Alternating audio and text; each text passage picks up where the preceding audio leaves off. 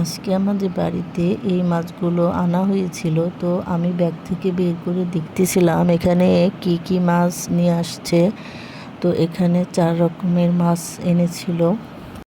তো মাছগুলোকে আমি পাত্রে পাত্রে ঢেলে নিচ্ছি। প্রথমে আমি এই বড় মাছগুলো ধুয়ে ফ্রিজে রেখে তারপরে ছোট মাছগুলো কেটে নেব।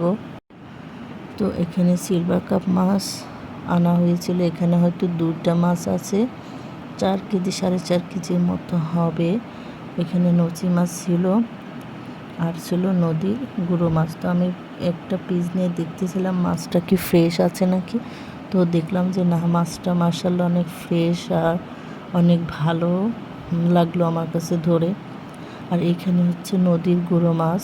এই মাছগুলো দেখতে যেমন সুন্দর, খেতেও কিন্তু সেই রকমেরই সুন্দর। এখানে অন্য রকমেরও মাছ এনেছিল। এখানে ছিল হচ্ছে বেলে মাছ আর হচ্ছে পিয়েলি মাছের একটা এই আগের এইটা হচ্ছে একটু বড় সাইজের ছিল।